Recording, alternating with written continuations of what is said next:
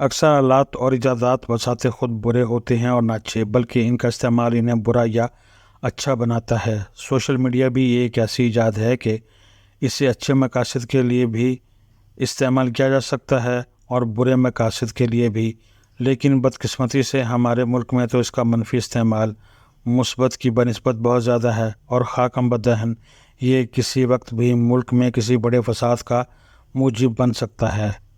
اندازہ کریں کہ برطانیہ جیسے وہ ممالک جہاں لوگ مہذب ہیں اور قانون پر سختی سے عمل کیا جاتا ہے، میں اگر سوشل میڈیا کی فیک نیوز لاکھوں لوگوں کو گمراہ کر سکتی ہے تو ہمارے جیسے ملک میں کیا ہوگا۔ انگلینڈ میں جولائی کے آخر میں اور اس ماہ کے شروع میں نسلی فسادات کی ایک لہر آئی تھی جو 29 جولائی کو ٹیلر سوئفٹ ڈانس اور یوگا پارٹی میں 3 نوجوان لڑکیوں کے المناک قتل کے بعد شروع ہوئی۔ اس حملے کے فوراً بعد سوشل میڈیا پر پوسٹ نے غلط طور پر یہ قیاس سرایہ کی کہ مشتبہ شخص ایک پناہ گزین ہے جو 2023 میں برطانیہ ایک کشتی میں آیا تھا، اور ایک غلط نام بھی بڑے پیمانے پر پھیلایا گیا۔ یہ بے بنیاد افواہیں بھی گردش کر رہی تھیں کہ حملہ آور مسلمان ہے، لیکن مشتبہ شخص جو کہ 17 سال کا نوجوان تھا مسلمان نہیں تھا اور ویلز میں روانڈا کے والدین کے ہاں پیدا ہوا تھا۔ اس حملے کے 24 گھنٹے سے بھی کم وقت میں، یہاں تک کہ مشتبہ شخص کا نام جاری ہونے سے پہلے غلط نام کو صرف ایکس سابقہ ٹویٹر پر 30,000 سے زیادہ بار ذکر کیا جا چکا تھا اور 18,000 سے زیادہ منفرد اکاؤنٹس سے شیئر کیا جا چکا تھا۔ یہ غلط نام ایکس کے الگورتھم کے ذریعے بھی صارفین کو تجویز کیا جا رہا تھا، جبکہ کیا ہو رہا ہے سیکشن میں ایک اعلیٰ سفارش شدہ تلاش کے طور پر ٹرینڈ کر رہا تھا۔ الگورتھم نے اپنی جگہ اہم کردار ادا کیا، لیکن مختلف غیر الگورتھم کے مقامات پر بھی بڑے پیمانے پر تنظیم سازی ہو رہی تھی۔ مثال کے طور پر ٹیلی گرام پر موجود دائیں بازو کے گروپس میں ایسے ٹیلی گرام گروپس پرتشدد مظاہروں کے انعقاد میں اہم کردار ادا کر رہے تھے۔ سوشل میڈیا پر ساؤتھ پورٹ میں چاقو زنی کے مشتبہ شخص کی جھوٹی شناخت شیئر کرنے والی پوسٹ کو کم از کم 4,20,000 بار دیکھا گیا۔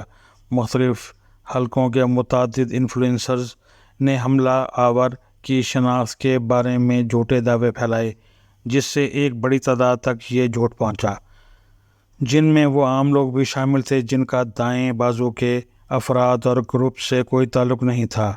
ایکس پر انگلش ڈیفنس لیگ کے بانی اور دائیں بازو کے کارکن ٹومی رابنسن، جس کا اصل نام اسٹیفن کرسٹوفر یاکسلی لینن ہے، نے اپنے تقریباً 1 ملین فالوورز کو اشتعال انگیز پیغامات بھیجے۔ ایکس پر یاکسلی لینن سے وابستہ ایک انفلوئنسر جو لارڈ سائمن کے نام سے پوسٹ کرتا ہے بھی سب سے پہلے ملک گیر احتجاج کا عوامی مطالبہ کرنے والوں میں شامل تھا۔ فیس بک اور ٹک ٹاک نے بھی غلط خبر پھیلانے اور پرتشدد مظاہرے بھڑکانے میں اپنا بھرپور کردار ادا کیا۔ مشتعل ہجوم نے مساجد اور پناہ گزینوں کی رہائش گاہوں پر حملے کیے، گاڑیاں اور عمارتیں بشمول ایک لائبریری نظر آتش کی، پولیس اہلکار زخمی کیے اور دکانوں میں لوٹ مار کی۔ انگلینڈ اور شمالی آئرلینڈ میں 1,000 سے زیادہ افراد کو گرفتار کیا جا چکا ہے۔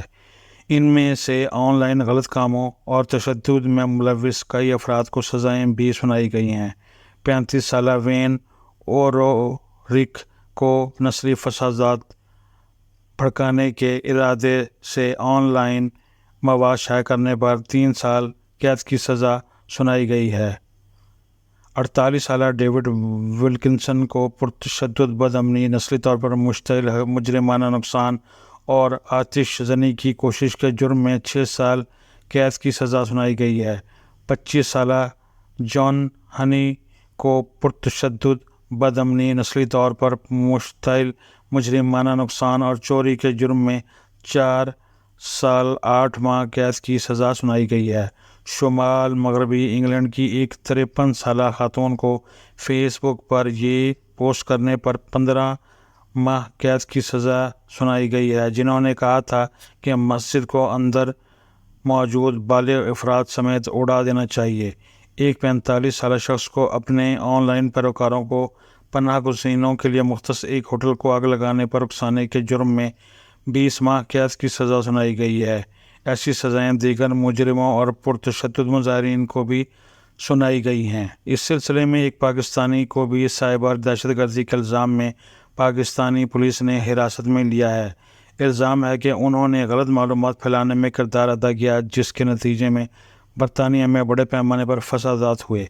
ये भी इल्ज़ाम है कि मज़कूरा शख्स ने एक वेबसाइट पर मज़मून शाये किया जिसमें हमलावर का झूठा नाम रिपोर्ट किया गया, इसको मुसलमान ठहराया। ये चैनल या वेबसाइट इन अव्वलीन ज़राए में शामिल थे जिन्होंने हमलावर का झूठा नाम रिपोर्ट किया। इन पर यूट्यूब और फेसबुक के ज़रिए भी गलत मालूमात फैलाने का इल्ज़ाम लगाया गया है। ये ऑनलाइन गलत मालूमात और सियासी तौर पर मुहर्रिक तशद्दुद का पहला वाक़या नहीं है, बल्कि रोहिंग्या में नस्ल कुशी समेत 6 जनवरी 2021 को अमरीकी कैपिटल हिल पर हमले और दुनिया भर में इस तरह के और कई दीगर वाक़यात को जन्म देने में सोशल मीडिया ने बुनियादी किरदार अदा किया। मुकर्रर अर्ज़ है कि ये सब कुछ इन ममालिक में हुआ जहाँ लोग मुहज़्ज़ब समझे जाते हैं, तालीम की शरह ज़्यादा है और कानून पर सख्ती से अमल किया जाता है, जिसकी मिसाल बरतानिया के हालिया फसादात हैं कि 1 माह भी नहीं गुजरा और सैकड़ों लोगों को सज़ाएँ मिल गईं। लेकिन हमारे यहाँ तो जहालत भी ज़ोरों पर है और कानून का खौफ भी नहीं। सोशल मीडिया अगर इसी तरह इस्तेमाल होता रहा तो किसी भी वक्त ये बड़े फसाद को जन्म दे सकता है। इसलिए कबल इसके कि ऐसा हो, सोशल मीडिया को कंट्रोल करना ज़रूरी है। मतलब हरगिज़ ये नहीं कि सोशल मीडिया पर पाबंदी लगाई जाए, बल्कि इसे कायदे और ज़ाब्ते का पाबंद बनाना चाहिए।